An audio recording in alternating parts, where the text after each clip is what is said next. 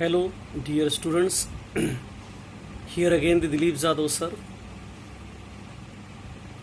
We are learning here the 8th standard chapter number 2, health and diseases. Now move to the second type of diseases, non-infectious diseases. असंसर्गजन्य रोग. It occurs in our body itself. हे आपल्या बॉडीमध्येच निर्माण होतात. हे संसर्गजन्य नाही. The first disease that we will see the cancer. Cancer हा रोगाविषयी पाहूया. Uncontrolled and abnormal cell growth is called cancer. अनियंत्रितपणे जेव्हा एखाद्या पेशीची वाढ होते आपल्या शरीरामध्ये तेव्हा त्याला कॅन्सर असं म्हणतात. Group or love of cancerous cells is called as malignant or tumour. अचानकपणे सेल्सची एखादी गाठ आपल्या बॉडीमध्ये येते तेव्हा त्याला ट्युमर असं म्हणतात. साधारणतः या गाठी किंवा ट्युमर किंवा कॅन्सर कुठे होतो? In our various organs of body like lungs, mouth, tongue, stomach, breast, uterus, skin and tissues like blood. अगदी रक्ताचा सुद्धा कॅन्सर होऊ शकतो. याच्यामध्ये फुफ्फुसाचा, तोंडाचा, जिभेचा, पोटाचा, स्तनाचा, गर्भाशयाचा, त्वचेचा आणि रक्ताचा कॅन्सर होऊ शकतो. Now what are the different reasons of this disease? Consumption of tobacco, gutkha, smoking, alcoholism, lack of fibre content food. साधारणतः तंबाखूजन्य पदार्थ खाणे, गुटखा, दारूचं अति जास्त सेवन याच्यामुळे, धूम्रपानामुळे हा साधारणतः कॅन्सर होतो. आणि फायबर ज्याच्यामध्ये म्हणतात अशा प्रकारचं अन्नाचं कमी प्रमाण बॉडीमध्ये गेल्यानंतर हा कॅन्सर होऊ शकतो. Excessive consumption of junk food, pizza, burger असे अति जास्त सेवन केलेल्या पदार्थामुळे सुद्धा होऊ शकतो. त्याच्यानंतर heredity may also be a reason. काही वेळेला अनुवंशिकता हे एखादं कारण असू शकतं. नाऊ सिम्पटम्स, याची लक्षणं काय असतात? क्रोनिक कफ, प्रचंड प्रमाणात कफ, हॉर्स व्हॉइस, घोगरा आवाज होतो, डिफिकल्टी इन सॉल्विंग, गिळण्यामध्ये त्रास होतो, इनक्युरेबल स्कार अँड इन्फ्लेशन. पुस्तका चित्रामध्ये बघा की एखादा चट्टा जो येतो तो प्रचंड सूज येते आणि त्याला तो बरा होत नाही. लम्प्स इन ब्रेस्ट, स्तनामध्ये एखादी गाठ येते. अनएक्सप्लेन्ड वेट लॉस, बऱ्याच वेळेला वर्णन करता येत नाही अशा प्रकारे त्या व्यक्तीचं वजन घटत जातं. Now these are the reasons. Now diabetes, मधुमेह रोग असं म्हणतात त्याला. The hormone insulin produced in pancreas control the level of sugar glucose in blood. आपल्या रक्तामध्ये जे साखरेचं प्रमाण आहे ते आपल्या शरीरामध्ये जठराजवळ स्वादुपिंड नावाची ग्रंथी आहे, त्याच्यामधून इन्शुलिन तयार होतं आणि ती साखर नियंत्रित ठेवते. आणि ज्या वेळेला if insulin is secreted in low quantity, glucose level cannot be controlled, and this disorder is called diabetes.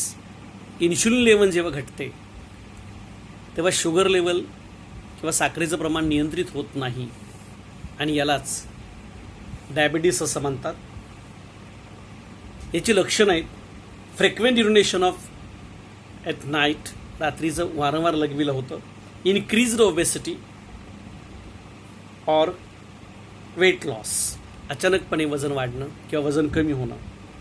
Reasons for diabetes, ह्या मधुमेह का डायबेटीस का होतो? हेरिडिटी, अनुवंशिकता कारण असू शकतं. ओबिसिटी, जास्त लठ्ठपणा. लॅक ऑफ फिजिकल एक्झरसाइज, शारीरिक व्यायामाचा अभाव.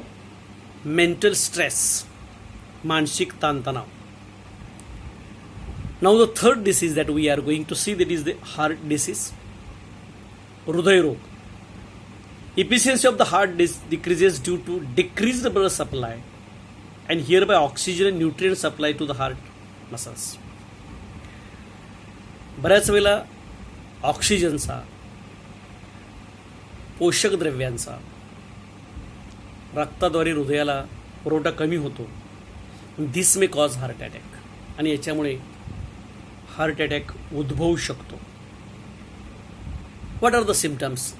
लक्षणं काय आहेत, म्हणजे कसं ओळखायचा? सिव्हिअर चेस्ट पेन, छातीमध्ये ज्या बाजूला म्हणजे डाव्या बाजूला आपलं हृदय आहे तिकडे जबरदस्त पेन येते. पेन्स इन शोल्डर, डाव्या हातामध्ये कंटिन्युअस वेदना येतात. नेक अँड आर्म पेन्स, मानेमध्ये शोल्डरमध्ये वेदना येतात. क्रॅम्प्स इन हँड, याच्यामध्ये क्रॅम्प्स येतात.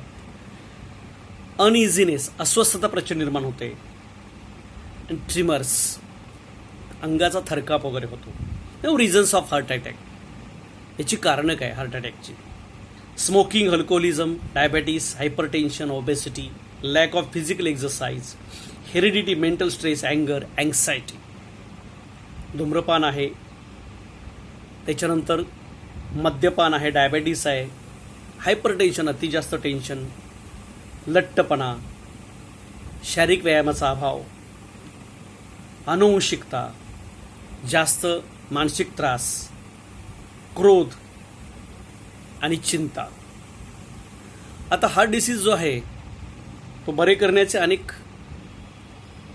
म्हणजे या ठिकाणी मार्ग आहेत. अँजिओप्लास्टी, बायपास सर्जरी करतात. ओपन हार्ट सर्जरी, पूर्णपणे छाती बाजूला करून ओपन हार्ट सर्जरी केली जाते. हार्ट ट्रान्सप्लांट, दुसऱ्याचं हृदय बसवणे. इन्स्टॉलेशन ऑफ स्टेंट्स, बारीक होलसारखे रक्तवाहिनीमध्ये स्टेंट टाकतात. Installation of pacemaker.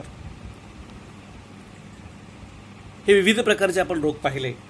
आणि मिसयूज ऑफ मेडिसिन्स, एक लक्षात ठेवा, we should not take any medicine without the consultation of doctor.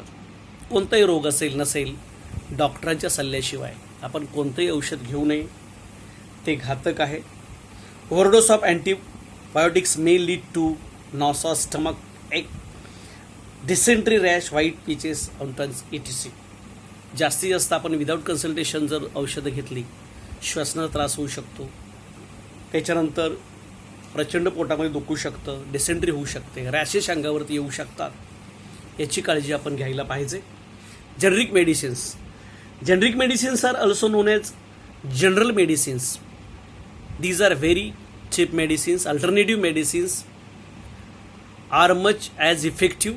एखादी गोळी जर ब्रँडेड असेल आणि ती जर 200 रुपयाला मिळत असेल तर जेनरिक मेडिसिनची गोळी, त्याच गोळ्या किंवा पॅकेट 40-50 रुपयाला मिळतं. So we should jump to the generic medicine. आपण जेनरिक मेडिसिनचा डॉक्टरांच्या सल्ल्याने उपयोग करायला पाहिजे. आणि आपलं जर हेल्दी राहायचं असेल, आरोग्यदायी राहायचं असेल, तर we should change our lifestyle. Ultimately the diseases will go away from us. आपण आपलं लाईफस्टाईल चेंज करायला पाहिजे. We should have sufficient sleep, योग्य प्रकारे 6 ते 8 तास झोप पाहिजे. राईट फूड, योग्य आहार पाहिजे. योगासनास, प्राणायाम अँड फिजिकल एक्सरसाइज, योगासनं पाहिजे, प्राणायाम पाहिजे, शारीरिक व्यायाम पाहिजे. Physical exercise should be also be as per one's own capacity. आपल्या कॅपॅसिटीप्रमाणे धावणं असेल, योगासनं असेल, मेडिटेशन असेल, याचा आपण वापर करायला पाहिजे. आणि जसे जसे रोग येतील तशा प्रकारे त्याचं व्हॅक्सिनेशन जे येतं, लस येते, ते आपण घेतली पाहिजे.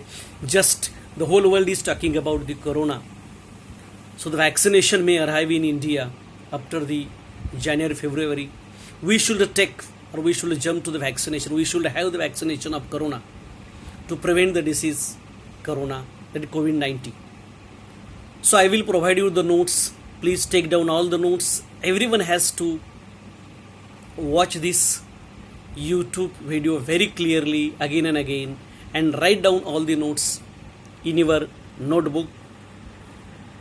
Thank you very much.